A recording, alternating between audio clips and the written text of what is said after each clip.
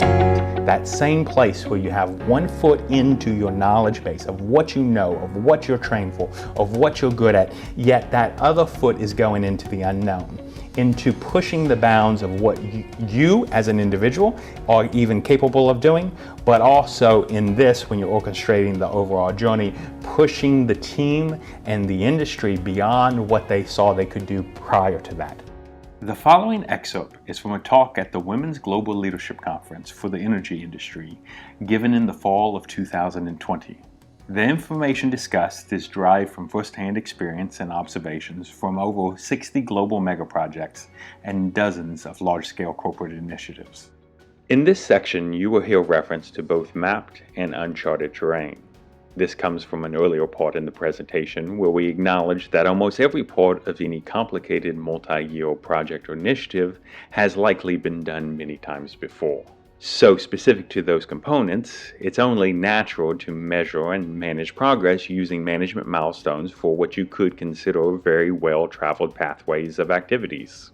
Yet, when you string all of these component activities together for the actual journey you're leading going forward for something this complex, well, rarely has anyone actually navigated this exact territory before, or if they have, they haven't dealt with your exact conditions or circumstances being faced.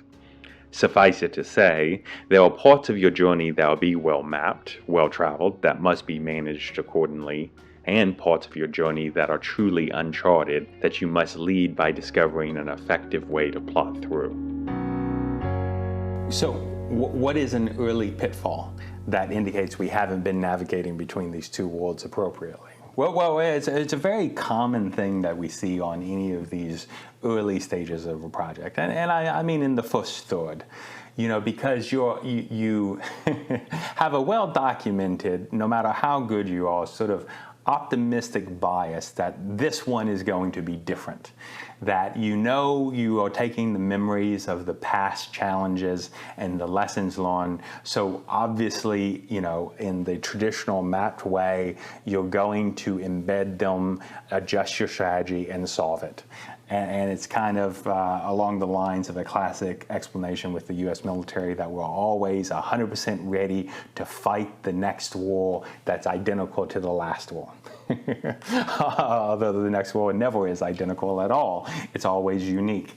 And so that's part of the immediate challenge that we begin to kind of persuade ourselves so often in this first third of the journey that no, we've got it under control. And as we share the complexities and what we're doing with other people, they begin to see what's required, and they begin to go back to their stash of existing maps and start mapping out what it is. And that's very exactly what you want them to do. However, we tend to underappreciate and underfocus on where are the ones where our existing way of operating isn't going to be successful this time.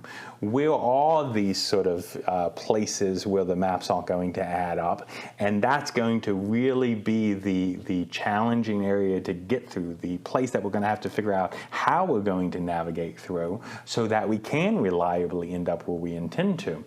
And by not asking that question very early, we actually feel pretty good because we get to work on all the bits that we know, and we see a lot of progress curve beginning to happen, but somewhere around that 30 to 40%, we start kind of seeing, wait a second, we've never made progress relative to how these two things come together, or we begin to kind of something gets stalled out because it's waiting on something, and often those somethings are the areas of the uncharted terrain. So instead of waiting to see when those areas emerge, you can take the case, if you're doing anything complex, and if you're doing anything over multiple years, you got a lot of those areas. So if you take the case, you got a lot of those areas, one of the first things you want to run in parallel to all that great activity of really mapping out based on what you know is where are all those areas. So that's where you can use the waypoints to identify where those areas are, but you're beginning to kind of solidify, okay, where are all the big areas that we're going to have to plot a new course, that our traditional way of going about it isn't going to work. And that's where confidence can become a powerful indicator, or that is the lack of confidence, in particular, the lack of shared confidence. You know that there is wisdom of crowds phenomenon that many people are familiar with. That is to say, if I was to have a jar of, so many jelly beans in a thing, and I was to ask any individual person how many is in the jar, you would get a wide distribution of a lot of different opinions, and the great majority of them will be wrong. However, as soon as you start to average them out, it's shockingly correlated with the objective reality that we all see things so drastically different, yet when we begin to kind of hone in from different perspectives, we have a remarkable consistency at being able to identify kind of the objective truth that we're likely to see. So in the same way, instead of taking a traditional view, if I lack confidence, that has some indication about my ability as a leader, or I have to be a certain way, you can use a certain lack of confidence as a great indicator, particularly a shared lack of confidence, as to where those obstacles are going to be. Where are those unknown territories that are going to be a little chaotic? We actually tend to know where those are way in the beginning, and we can identify and really kind of hone and tee up possible solutions for addressing them way in advance when we're on the hunt for them.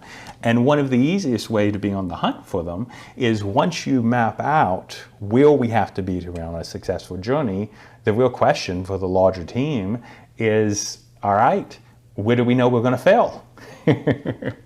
In all of the post-later kind of, interventions I've ever helped the leadership team orchestrate, you always find a person who's been yelling and yapping and trying to draw a lot of attention to the problem that is now the one that's currently eating everybody's lunch way ahead of time.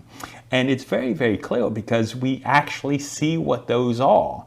But there's a tendency because that sort of charted territory doesn't provide the same level of confidence or the same level of clarity, and it's more associated with frustration and obstacles, and rather just sort of avoid it for a little while and go work on something that I know I can make some progress on too. If I cannot worry about the hairy unanswerable question or sequence of events that we don't quite understand now, and instead just make progress on what I know is required, it gives me a near-term sense of confidence.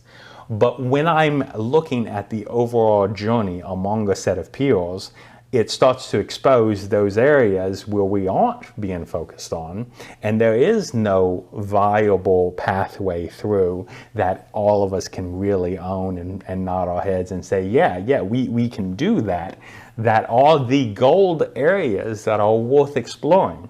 And so the key is to get those uncharted territories up on the table, identified as quickly as possible, so that you can begin going after it and whittling away to get to the crux of what's going to be the key challenge going forward.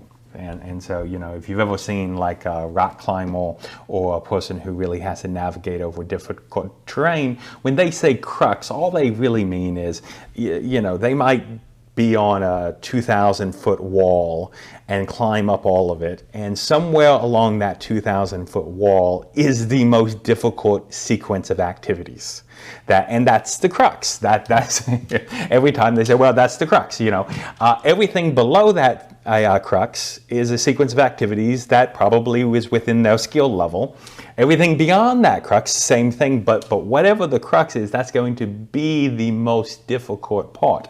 So in navigating one of these challenging ones, what they'll often do is they'll actually pre-run the crux. They'll in the case of a rock climber, will rappel down and practice the set of sequence for that hard series of activities right in the middle, long before they set off and do the whole journey from beginning to end as intended as part of the process. And so the same thing in planning and leading as part of the project or the initiative. if you're able to begin to parse out the crux of what's going to be so difficult, you're able to sort of pre-run that, so to speak. So you're shrinking what is truly going to be the crux of it. Yes, you're going to have difficult things before and challenges. Yes, you're going to have difficult things after, but you're taking extra time to come up, validate, run by. This is where you're pulling in those functional groups. This is where you're addressing it with different stakeholders to really ensure by the time you get to that series of activities as part of that crux, you have confidence that you can overcome it. Historically in cartography, when they had a section of the map that was unexplored, that they just didn't know, they had a landmass here, they had a landmass here, but here nobody's ever traveled, that they used a phrase called "there'll be dragons." they didn't know what was there, so well, that's where you put the dragons. And historically, dragons are a symbol for where the most value can be. And so part of it is the more you explore it, the more you kind of nip away at the eggs, put it out in the middle of the table, be radically transparent. Here is the crux of our challenge. The smaller that dragon tends to get. It goes from sort of the dragons that we have when we read a story to our children to, kind of this lizard dragon that is less scary than an alligator. It really does exist. There really is a crux, but we can get our hands around it. We can overcome it. We can deal with it. And so shrinking it down and always leaving it in context to the overall journey. Okay, we can do everything before it. We can do everything after it. We just have to find a solution for getting over this crux. Really shifts the orientation and really invites something for people to come up and sort of attack it a different way. But that shift of the orientation is worth calling out as a separate part. And this kind of runs through any sort of navigating unknown journeys and stuff like that, is a bit of a shift from doing what I know I need to do to what you're inviting people to is, can you really own going on this journey? Because you don't know the content of it. And that's part of embracing the unknown of the uncharted. You don't know exactly what it's going to take. So I can't ask you, can you own the content of your role, or can you own the content of your job, or this set of prescribed activities, because I can't even tell you what that set of prescribed activities is going to be in order to be successful. But I can invite you, and I can ask you, and I can ensure and use, if there's any hesitation that you have, i.e. area which you lack confidence, can you own going on this journey? And usually, and it's shocking, when you ask people that question, they begin to immediately point toward that crux, that issue that requires getting on the table so you can shrink it down and cause a creative solution for it. So there's a symbiotic relationship between using the lack of confidence to point to a certain thing, never as an individual by individual, always as kind of a group. Wait, okay, I don't see how we can do this. Does anybody know? Oh yeah, I got a solution. Here's how we can approach it. Oh, okay, that handles that challenge. What about this one? What about this one? Until you get it down to that nub, and then by working it, the real question is, okay, can we own going after this crux? It's not a guarantee again, but when you get it into this level where, okay, going back to that journey of that mental image of some of those best projects you don't have the evidence that says you're going to get over that next crux. You just have experience with the team and the knowledge that, boy, every time you come to one of those challenges, you find a way to climb over it and get to the other side. And that gives you a certain swagger and a certain level of confidence to really point, okay, what's the next one? And then what's the next one after that? And honestly, a lot of times with these large, complicated things, as you begin to shrink down the crux of it, you end up finding there's a handful. There's a handful for the whole journey, but really it's not an unconfrontable amount of them. But your ability to identify what those are and be radically transparent with all the stakeholders, here's what it is, starts to co-op everybody in being able to get over the next one and over the next one and over the next one, and start as you make that progress toward that ultimate aim. That is when, you know, this sort of sense of meaning and teamwork and sort of significance that drive people forward, that has a certain enjoyment for the, not just the challenges, but for the work in general, because we are making progress on something worthwhile, not just something that we're told everybody can do, but something that is taking us outside of our zone and putting ourselves onto that edge of the zone of what any athlete would call the zone of proximal development. That same place where you have one foot into your knowledge base of what you know, of what you're trained for, of what you're good at, yet that other foot is going into the unknown, into pushing the bounds of what you as an individual are even capable of doing, but also in this, when you're orchestrating the overall journey, pushing the team and the industry beyond what they saw they could do prior to that. And it's just, obviously, you can see the way I talk about it. When you're there, that is an indicator to know you're on a worthwhile journey. And all of these things that we tend to talk about as ways of an ideal team functioning, they are almost merely byproducts of orchestrating the journey where that's the condition on it. And what's great about it is they are the right things to use as an indicator to say you've plotted your journey in the effective way. But they're often sort of like the smoke out of the chimney as well. You don't impact it or cause those as an outcome based on focusing on them. You use those as an indicator saying we're focused on the real challenge. We're focused on the right things that we're actually doing at this moment on the journey. And we see those indicate, yeah, we're doing it in the right way.